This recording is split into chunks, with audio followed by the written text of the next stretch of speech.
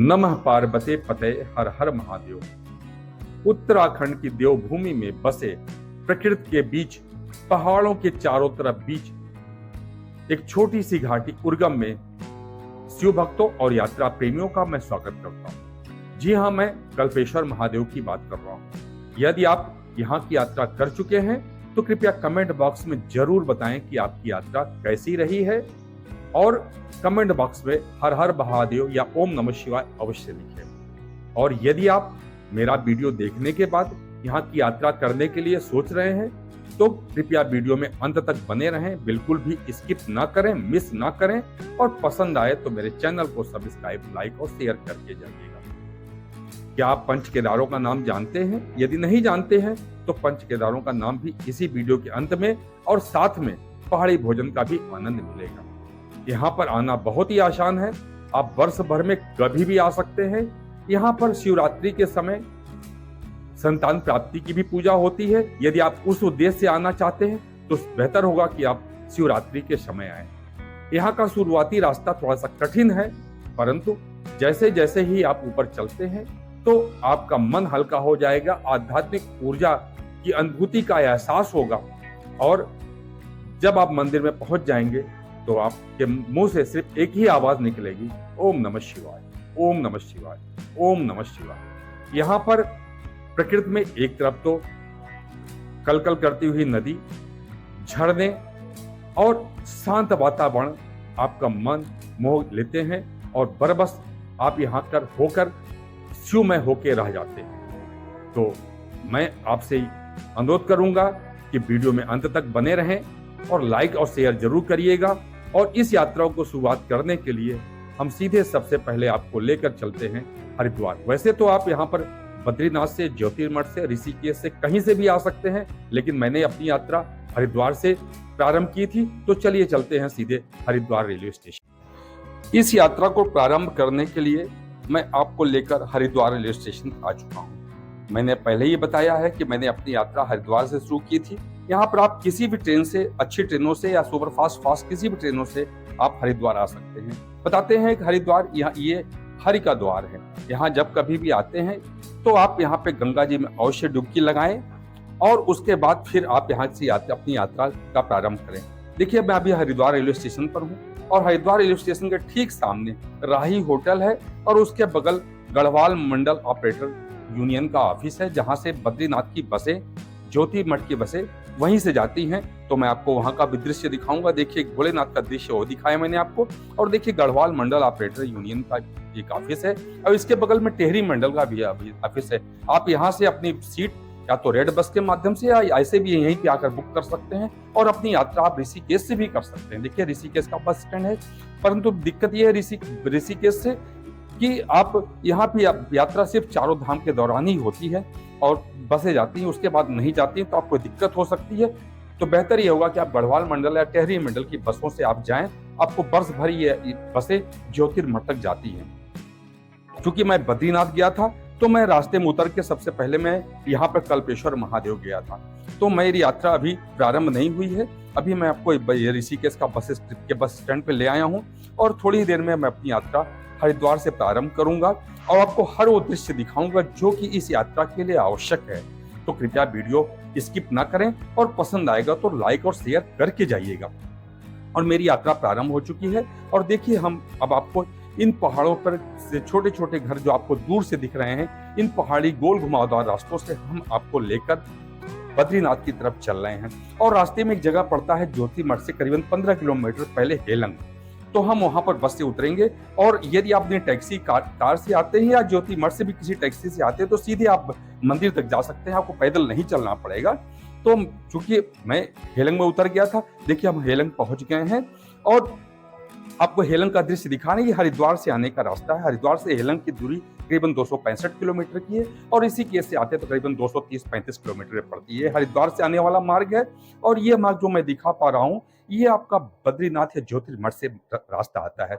और यहीं पर बाएं तरफ एक लैंडमार्क होटल है, इंदर पैलेस, वो भी मैं आपको दिखाऊंगा। देखिए, ताकि जब कभी आप आएंगे तो आपसे कोई चीज गलती नहीं होगी और आप स्किप भी नहीं करेंगे, तो आप सीधे मंदिर तक पहुंच सकते हैं। देखिए, इंदर पैलेस होटल है और यहीं से बगल में शेयरिंग टैक्सी जाती है जो तकरीबन 150-200 रुपए लेते हैं और आपको मंदिर तक छोड़ देते हैं। लियारी गांव या देवग्राम में छोड़ते हैं।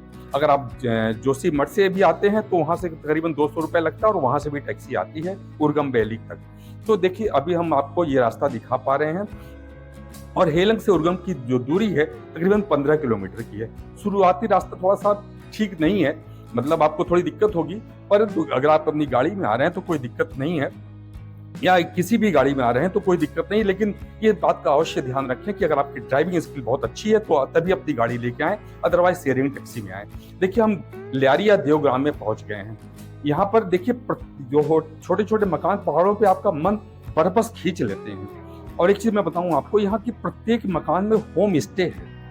वैसे तो आप यहाँ पर सुबह आके शाम को जा सकते हैं, लेकिन अगर आप यहाँ पर आते हैं तो एक रात अवश्य रुकें, जिससे आपको पहाड़ी भोजन और यहाँ पर प्रकृति का आनंद ले सकते हैं आप।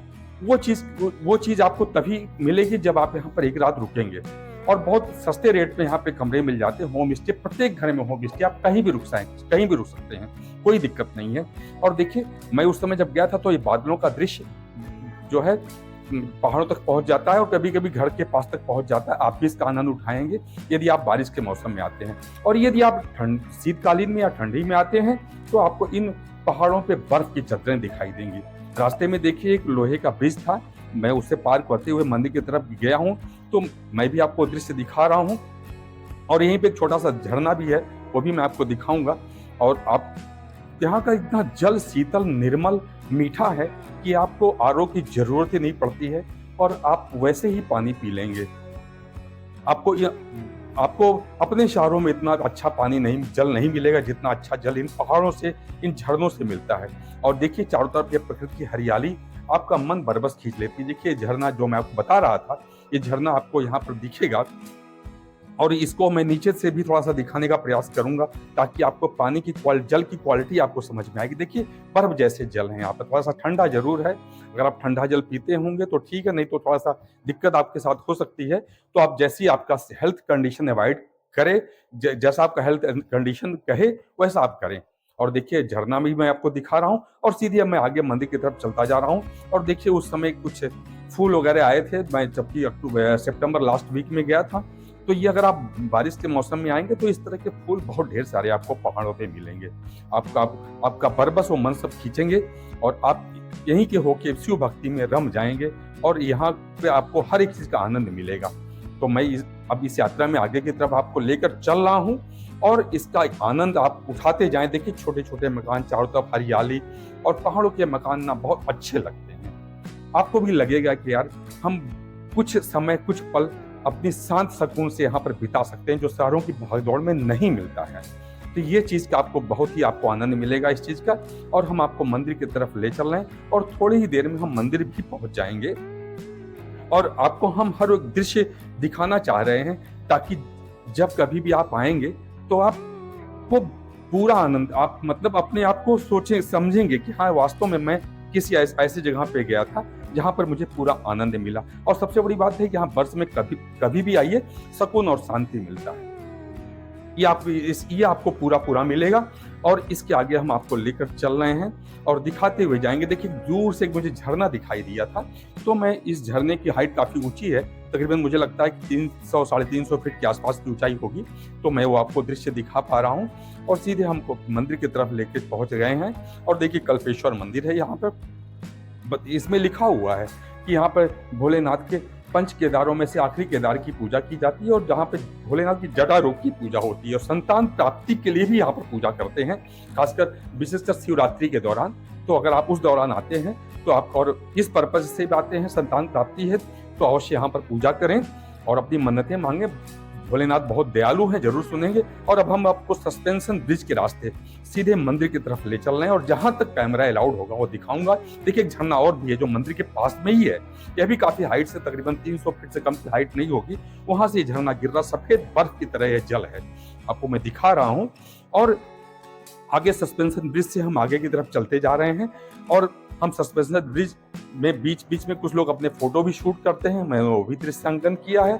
और आप आएंगे तो आपका भी मन यहीं पे खींचेगा और आप भी अपने आप को यहाँ पर इन खूबसूरत वादियों को अपने कैमरे में कैद करना चाहेंगे और खुद भी कैद होना चाहेंगे, जो आपके लिए एक यादगार बनेगी। तो आप यहाँ पर हम इस सस्पेंशन ब्रिज को पार करते हुए सीधे मंदिर की तरफ पहुंच रहे हैं। और मंदिर में देखिए बाहर दरवाजे मुख्य द्वार पर, प्रवेश द्वार पर एक घंटा लगा हुआ है, आप वो भी बजाएं और घंटे बजाकर आप मंदिर के अंदर प्रवेश करें। मैं भी ऐसे ही किया था और बहुत ही आपको आनंद आएगा। ये पंच केदारों में से आखिरी केदार कल्पेश्वर महादेव का मंदिर है। हम वहां पर आपको अंदर लेकर चल रहे हैं और वहां का दृश्य आपको दिखाते हुए जाएंगे। सबसे पहले यहाँ पर जो भी दृश्य पड़ेगा दिखाता हूँ। देखिए कल्पेश्वर महादेव में हम पहुंच गए हैं और इससे आगे हम कैमरा लेकर नहीं जा सकते।